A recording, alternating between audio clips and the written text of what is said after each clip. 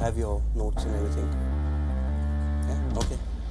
Hello and welcome to Theatre of Dreams here on WION. The dreams of 30 of the 32 teams that started this World Cup are over. Croatia and France take centre stage on Sunday to achieve their dreams.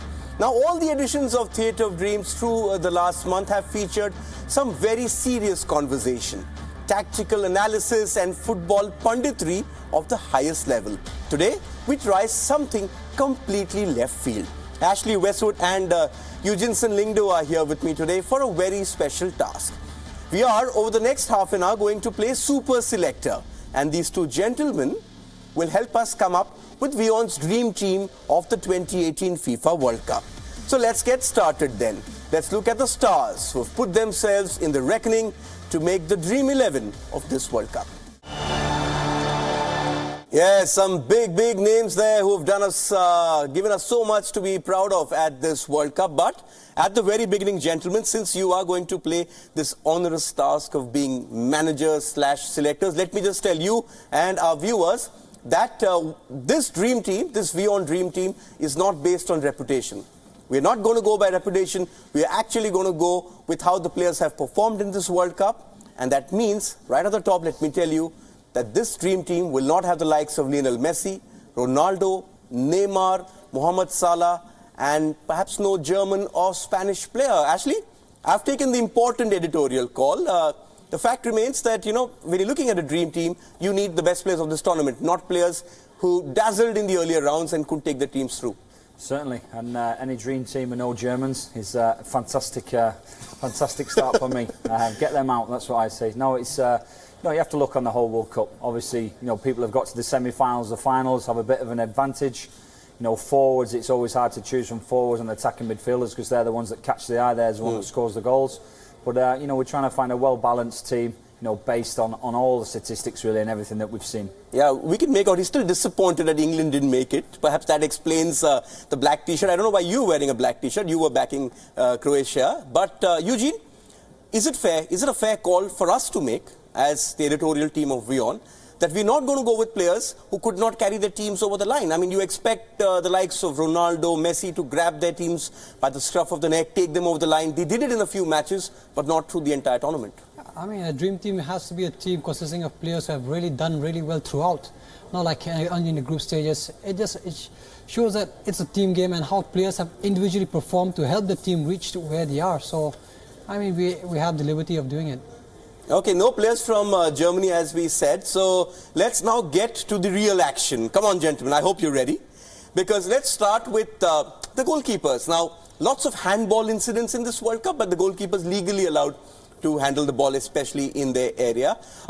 If you go simply by saves, Ashley, then Guillermo Ochoa of Mexico right up there, followed by Thibaut Courtois. Is that the route we should be looking at? How many saves you made? I think sometimes goalkeepers are, you know, you talk about saves you make, you know, Schmeichel saved 6 in one game for Denmark. I think that was a record at one time. But sometimes the goalkeepers, they only need to make one save. So it's concentration levels as well with goalies. You know, be there when you're needed, when you're called upon, and don't make mistakes. You know, goalkeepers are always judged on the mistakes. So, and then obviously, you know, the more games they play, maybe the more clean sheets they get. So there's quite a lot to evaluate with a goalkeeper, and that's how we've kind of tried to come up with our answer. Okay, Eugene, then do we then look only at the 4 goalkeepers who made the semi-finals? They took the team till the semis? And you're looking at Thibaut Courtois, you're looking at Hugo Lloris, Jordan Pickford, and Daniel Subasic. Should we remain confined to those 4 then? Yeah, I think we have to confine to those 4 because it's, you know, like Coach said, yeah, they made saves, but how important were those saves? So, for example, if we take Subasic, his penalty saves were very important, very vital for Croatia to actually come here. Like Thibaut Courtois, the save that he did on Neymar, and, you know, likewise for Pickford. So, I mean, we have to choose on that lines, and I feel... But when we're looking at situations as well, what about someone like a Hugo Lloris, who hasn't made too many saves compared to the rest of the lot, but whenever he's been asked to make an important save, he made it? He's done. I mean, he's got a strong defense to really back him up, help him out, but he also did a crucial save the other day. I mean, the Alderweireld shot. I mean, he also deserves to be there, but I feel these other 4 really deserve it. Okay. You've come up with your final goalkeeper. We've gone through this. Tell us, Ashley, who do you think is the goalkeeper of this tournament? Well, I think we can look no further than Lloris. I mean, he's kept 4 clean sheets, which is probably one of the most, if not the most, so far to get to this stage. So, you know, that's how goalkeepers judge themselves on. You know, they might not even do anything, but they know, you know, you have this goalkeepers union, the goalkeeper coach pitches in, and it's always, the start point is always clean sheet, clean sheet, clean sheet, and he's kept 4. Okay, so we've got a confirmation then from Ashley and Eugene. It's on our screens, you can see. The first name on this dream team is the French captain, Hugo Lloris. Okay, let's now look at the defenders. Let's look at the back 4. What are you looking for in a central defender? Are you looking at someone who scores a lot of goals as well? Or are you looking at solid, keep the team shape compact, don't get too many shots from the opposition as well? No, you look at someone who can really control, who will be a voice behind, who's actually helped his team from the defense while, you know, when the start of the attack, and some guy who can go up front, be a presence in even in set pieces. So I feel, from my point of view, stopper back or centre back, what we say, has to be on that lines. Lots of names in the mix here. Diego Godin was very, very solid and integral to Uruguay's. You know, they were one of the miserliest defenses in this World Cup. You also had the Brazilians. I mean, Coach Cheat starts with defensive solidity, so you had them as well. Any other contenders you think the French have done very well as well? Yeah, I mean, France have done well. Like we've mentioned, clean sheets. You know, Stones for England has popped up and scored a goal. Vertonghen, you know, Vertonghen has done well, but in a back 3. So you also then have to start thinking about what system you want to play in your team. You know, there's no point putting someone in a back 3. Vertonghen, we've also seen played left back. Versatility, but you just want someone like Eugene said. You want a presence. You want somebody that can control it. And loads of elements. The goals for the central defenders are always a bonus. You don't expect your central defenders to score. It's nice when it happens, but what you want, your platform, your foundation, your rocks, and it all comes. You know, I was an ex-central defender, and they always say you build from the back. There's no point talking about all these forwards if you're going to concede. So you want somebody that's going to give you that foundation to kick on and start your play off. And what about the fullbacks? What are those roles? Who do you think fills those roles? We've got some interesting names there as well. Pavard's a contender for goal of the tournament. Great strike. You have Strinic, who did very well as well, and you've got some other players. Trippier, we can't ignore Kieran Trippier as well. Again, Trippier, athleticism is what you want from your modern day fullback, someone that gets up and down, lots of energy. Trippier does that, but again, he's played in a back 5, more of a wing back. Nacho's probably deserves a mention, scored an unbelievable goal, you know, contender for one of the goal of the tournaments. Fantastic goal. Alba on the left-hand side for Spain as well was good, but obviously they didn't advance, so you have to start thinking about that. How many games did they play? There's loads of fullbacks. You know, Strinic, like you've mentioned, Croatia, they've gone all the way to the final. So, you know, lots of things to come in, and then also you then start talking about your relationships with your central defenders, and you start thinking about who can go where, who can complement each other. So there's many elements to think of. It's been a bad World Cup for him. No Spain, no England now. But it's okay, Ashley. This is the World Cup for you. Eugene, fullbacks who have impressed you? Perhaps you could have spoken about Marcelo, but he was injured and he missed a lot of games as well. I think Alvarez from Mexico, he also very impressed me very much. Like Lagza from Uruguay, he also did a tremendous job. So yeah, just some of them who have really done well, but I think we've come to a conclusion. You have? Okay, tell us, Ashley, tell us, and we'll get it on our screens. Well, again, a goal's probably got him in, as well as his consistent performances and that curly black hair. So Pavard comes in, probably just gets the nod. It was 50-50, I think, with Trippier. Okay. But like we mentioned, Trippier more of a wing back. So Pavard, the full back. And this is an important one, Yerry Mina. Is it also because of the crucial goals he scored? Yeah, I think his size as well. You know, you're talking 6'4", maybe a massive presence in both boxes. I think 3 goals he scored. On the verge of a move possibly to the Premier League. They're talking 24 million pounds, euros for a defender, which is good. So he deserves his place to be in there. And then someone to accompany him, another aggressor, if you like, very strong in the air, scored a goal as well, Maguire. Okay, so this is the team. It's starting to get a bit of a shape, and so we've got Hugo Lloris, we've got the defenders now, Pavard and Hernandez, the French full-backs, and then centre of defence, Yerry Mina, and England's Harry Maguire. Perhaps Ashley, with his English roots, wanted Harry Maguire in there. Okay, now let's move on to one of the most important positions on a football pitch. This is not something which fans will instantly relate to, but as pundits of the game, you know how important the role of the holding midfielder or the defensive midfielder is. The first name which just stares at you in the face, Eugene, is N'Golo Kante from France. Yeah, he's done a tremendous job. I mean, when you play a defensive midfielder, relieving the workload of your attacking midfielders. You're allowing them to play the advantage of what they're good at. So I mean, it does help the defense as well, and it helps the attacking players to move ahead. And you know, Kante has been one of them who's done really well. Casemiro, you could see it after his absence in the previous game, and you can, like for example, Brozovic, who in the previous game when he didn't play, so you could see Croatia were all over the place. They couldn't play without a defensive midfielder. So Rakitic and Modric didn't have the liberty. So that's the importance of a defensive midfielder. It's important he brings Casemiro up, because Casemiro missed the Brazil-Belgium game because of suspension. And we saw what happened. Belgium scored those 2 goals. There's also a case to be made for Jordan Henderson now. Finally, people in England seem to be appreciating his finer qualities. It's a job no one wants to do, but these two have to be in the mix as well. Yeah, without a doubt. It's you know, unsung hero kind of position. You know, work that goes on that, you know, sometimes you don't see. You know, the television a lot of the time follows the ball. If you sat in the stands, you can see the ground these people are covering. You know, you mentioned Kante. He's also, you know, he gets the ball back. He wins the ball back. He doesn't also just cover the ground. The amount of times he gets his foot in, you know, he gets underneath people because he's quite small and strong. So ball recoveries are very important for a defensive midfielder as well. So there's many. Carvalho obviously has done well for Portugal, but they didn't advance. There's many names we can throw into the mix, to be honest. Okay, you can throw as many names into the mix. We need one name. Come on, gentlemen. Who have you gone for? Well, I think we both touched on it. Kante. I mean, he more or less was one of the reasons Leicester won the Premier League. You know, like I mentioned, the amount of times he wins that ball back is vital, and he wins it high up the pitch sometimes. And who plays next to him? Okay, you've gone for Luka Modric. I mean, that's a bit of a no-brainer, isn't it? Yeah, I think with him, you can play him anywhere across the middle. There's versatility in him. You know, he's got to the final. I'll be very surprised if he doesn't win the Golden Ball. You know, he single-handedly controlled that midfield against England the other day. So, you know, he has to be. Now, I watched him in the Champions League final. Yes, this is the World Cup, and even from that, he's unbelievable. He never gives the ball away hardly.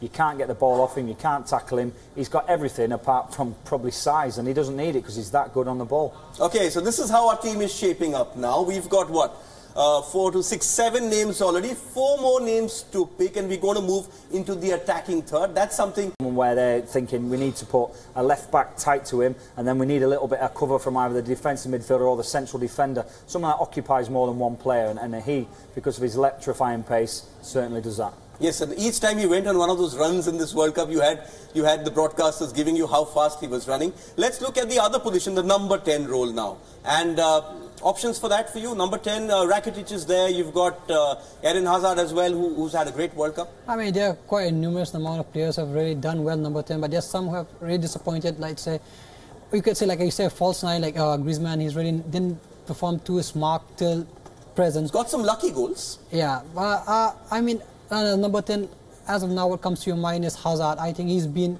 very influential in Belgium's progress, and he's done a lot. According to the stats, he's done the most amount of take-ons, and his successful rate has also been very great. So he deserves a mention apart from any other player. I think I got bullied on this one. For me, Isco should have been there. Okay, you had to come up with Isco. Come on. Eugene went having it. I think Isco was the best player, but obviously France were disappointing. So Spain, I have to mention him because when I watch him, I think he's brilliant. But obviously we know Hazard's done better. One player who I've changed my mind about, and this is especially after seeing his performance in the knockouts, is Ivan Perisic. I think the last 2 or 3 games, keeping that in mind, you've got to find a place for Perisic in your team. Perhaps in the space of where you would have thought initially a Neymar, but no, he's really, you know, managed to impose his authority. Jose Mourinho this morning saying he's very unlike a winger like we've seen because he's very physical in the air as well. Yeah, I think you know, he's that Catholic, and he starts it off, you know, his closing down, you know, his desire, you know, his never say die attitude, that can be infectious, and that ran through the Croatian team against England, and it was him setting it off. You know, he's chasing lost causes, he's putting defenders under pressure, forcing defenders to knock the ball long, and obviously he can pop up with a goal. He's got ability. It's not all about, you know, just endless running and desire. He's a good player, and he's definitely a threat. Okay, so sort of you can know by that conversation where this one is going. So we're playing a 4-2-3-1 system, and these are the 3 men who our 2 gentlemen have chosen. Kylian Mbappe, no one can argue with that. You can't argue with Eden Hazard as well, and Ivan Perisic, absolutely brilliant in the last couple of games. That leaves us with just one position. Now, the race for the Golden Boot has someone like a Harry Kane right up there. But I wasn't too convinced with his performance in the last 2 games. You do need a target man. You can look at someone like a Romelu Lukaku as well, but his goals came against Tunisia and Panama. And sadly, I wanted to somehow fit Cheryshev into this team, but he doesn't make it in that position. Yeah, I think with Cheryshev, he's been really unlucky. He scored some fantastic goals. Obviously came off the bench and scored 2 in a game, which is a no mean feat. But out of the 5 games he played, he found himself on the bench twice, and it's hard to try and find a sub in when you've got someone like Perisic, which is really the only place I think Cheryshev can play, cutting, you know, inside if you like. He is left-footed, but he finds those nice positions where he's a threat, which is why he gets his goals. But I think someone who's got to the final and been infectious just gives him a nod. So Cheryshev is out. Probably a reluctant sub, and he'll be knocking on the manager's door tomorrow saying, what more do I need to do? He's going to be knocking on your door. But Eugene, Harry Kane, Lukaku, is anyone else you could look at? Because I still have my doubts on this position. You haven't, seen that kind of a forward.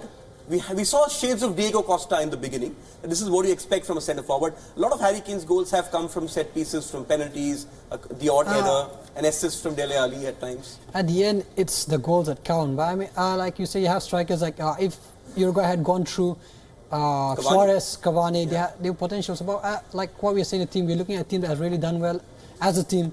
And is he a target man all teams can adapt and play to? Because he ticks all the roles as well. Yeah, he and Lukaku are both similar, and I feel they can be as target men. But as for now, I feel Harry Kane has got the edge. I mean, he can take the free kicks as well, but he hasn't been taken. But he has got a quality which you would want in a team, and he's got the leadership quality as well. You could see he's leading a young England team all the way to the semis, but unfortunately they didn't go through the finals. But so you want a leader as well in the team, and I feel Harry Kane is the man up front. Okay, you can perhaps know from his voice where he's alluding to. So let's have our WION Theatre of Dreams World Cup 11, and we're going to have our final man in there, Harry Kane, to lead the line. 6 goals so far in this World Cup, leading the race for the Golden Boot as well. Well, that's an interesting team you've picked up. Just not part of this dream team, obviously, but if you had to pick one manager to get the best out of this team, actually, and when I say best, I mean not defensive, not someone like a Cheech or a Didier Deschamps. Who is the best man to get this team firing so they can beat any competition anywhere in the world? If we're talking about on that, topic that you're saying, you have to look at Gareth Southgate. He's got the best out of his players. He's got a huge connection with the players. The amount of pictures we've seen with him hugging players, and he seems to really care about them. He's good at bringing the best out of them. Tactically, we've looked at Roberto Martinez, if you like, but I think just for someone to manage all those stars, to manage all those different cultures and players, you need someone that's going to have the touch, the connection, and that's got to be Gareth Southgate. We won't have a World Cup till 2022, but if this team plays in the Champions League every week, whenever the Champions League is on, is there anyone who can even come close? Champions League is a different ball game, altogether. You have Messi, Ronaldo there, so it'll be a different thing altogether. Okay, that's it then. We have our WION Theatre of Dreams Dream Team. Tell us what you think about it. That's the whole point of this exercise. We want you to write to us on Twitter using our Twitter handle @WIONnews. It would also help perhaps if you could add the hashtag Theatre of Dreams so that we can know what you feel. Thank you, selectors. Thank you, Selector Ashley. Thank you, Selector Eugene. And be prepared for a backlash from the fans of Messi, Ronaldo, Neymar, Salah, and those who we left out. But don't be intimidated. Stick by your choice. That's what good managers do. And that's it then. Time for us to say goodbye. I had a lot of fun sifting through all these great performances to come up with a 11. Hope you enjoyed it as well. That's it from us. Goodbye.